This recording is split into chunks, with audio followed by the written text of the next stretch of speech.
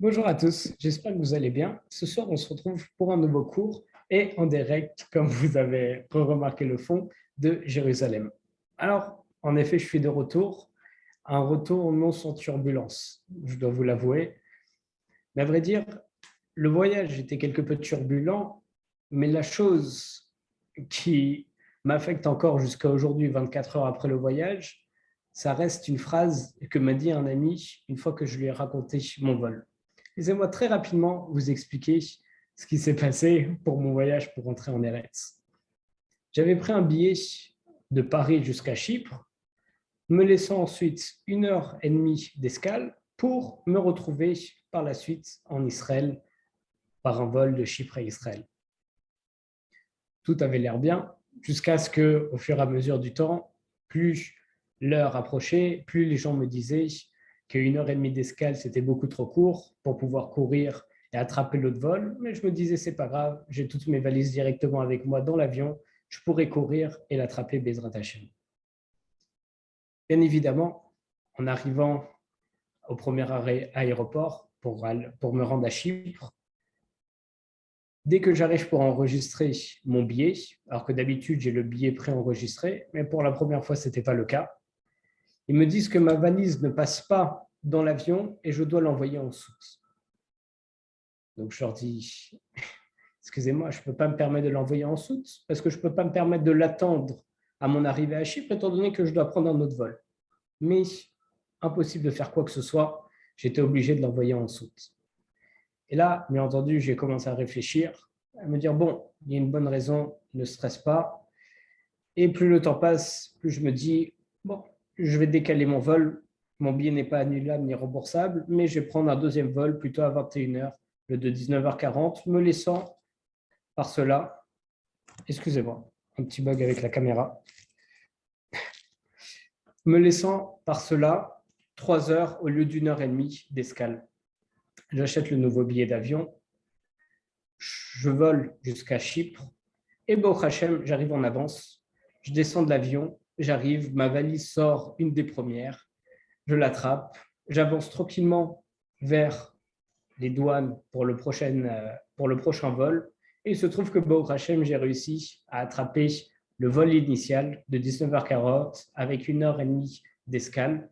Et je rentre dans l'avion, j'essaye de rembourser le deuxième billet que j'avais pris. Et bien évidemment, vous vous en douterez, impossible de se faire rembourser. Donc, malgré ce périple, après rentrer tard à la maison, avoir couru, avoir acheté un billet pour rien, j'en parle à un ami que j'apprécie énormément, qui n'est pas plus religieux que ça. Et lorsque je lui raconte cette affaire, je lui dis que, bon, cet argent, très certainement, qui ne devait pas m'appartenir, c'est peut-être une capara, il y a une raison pour laquelle je devais le perdre. Et lui, qu'est-ce qu'il m'a répondu de prime abord? Il m'a dit, va savoir ce que ça a changé dans le monde. Depuis cette phrase qu'il m'a dit hier soir, je n'arrive pas à me la sortir de la tête et je suis en pleine méditation dessus. Ça fait 24 heures. Et pour moi, ça reste beaucoup plus dans ma tête que toute cette histoire de vol. Parce que, en vrai, si on réfléchit, non, excusez-moi pour la caméra. En vrai, si on réfléchit, j'ai toujours essayé de réfléchir à mon petit niveau avec de l'optimisme, avec de l'aïmouna.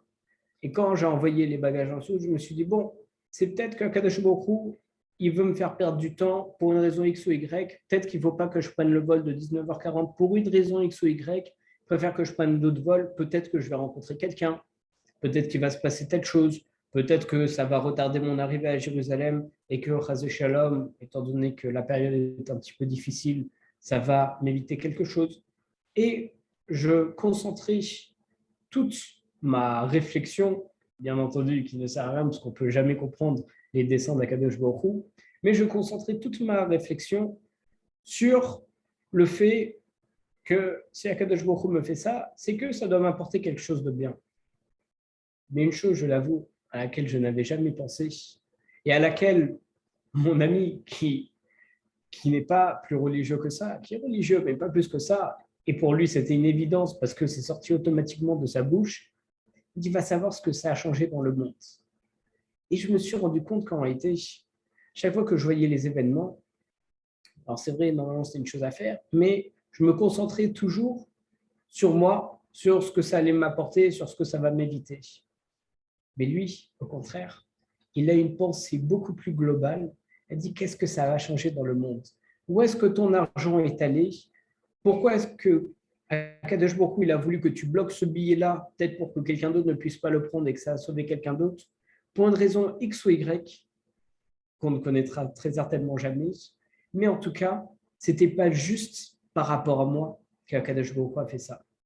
Souvent, dans la vie, on a des événements où on ne comprend pas ce qui se passe. Et on cherche, on cherche, on cherche. Mais il y a des choses tellement qui nous choquent qu'on n'arrive pas à comprendre pourquoi. Ce qui n'empêche qu'Akadosh Baruch Hu est derrière. Mais parfois, ça ne dépend pas que de nous. On arrive là, à Yom HaZikaron, le jour du souvenir, c'est ce soir et demain, où on se rappelle de tous les gens qui ont été tués malheureusement pendant la Shoah. On se pose tous la question, alors bien entendu, je n'ai pas de réponse, mais comment ça se fait qu'Akadosh Baruch Hu a laissé quelque chose comme ça? Ça a retiré malheureusement beaucoup de émouna à beaucoup de personnes. Il faut savoir une chose, parce que tout le monde, par exemple, se pose la question, tel Rav qui était un vrai tzaddik, qui malheureusement a été déporté, torturé, puis tué, Chas Shalom, comment est-ce qu'on peut avoir une compréhension, une appréhension d'Akadosh Baruch Hu avec ça? En réalité, il faut peut-être comprendre, comme l'a fait comprendre mon ami hier, et c'est peut-être pour ça en réalité, et si tout mon voyage et toutes les péripéties et l'argent perdu se résumaient à la phrase que mon ami m'a dite, qui me ferait peut-être un tant soit peu comprendre un petit Inyan pour Yom HaZikaron, je pense que tout ça vaut le coup. Très certainement qu'en réalité, comme on ne peut pas comprendre pourquoi tant de personnes, malheureusement, sont mortes durant la Shoah, il faut comprendre une chose, c'est que chaque chose qui se passe, certes, c'est un inyan pour nous, pour chacun d'entre nous, parce qu'on dit qu'Akadosh Baruch Hu, il fait tourner tout le monde, rien que pour toi, mais aussi, ça a changé quelque chose dans le monde. On voit, il y a de nombreuses choses qui ont découlé de la Shoah, il y a de nombreuses choses qui ont découlé de la Seconde Guerre mondiale. Certes, ce sont des événements horribles, mais on a eu, Baruch Hashem, beaucoup de nouveaux mouvements, beaucoup de personnes qui ont essayé de ressaisir les autres. Et encore une fois, je ne cherche pas d'explication à ce qui s'est passé. Je ne défends pas Chas Shalom, ce qui s'est passé, ni quoi que ce soit, si ce n'est que c'est le dessin et ce qu'a choisi Akadosh Baruch Hu.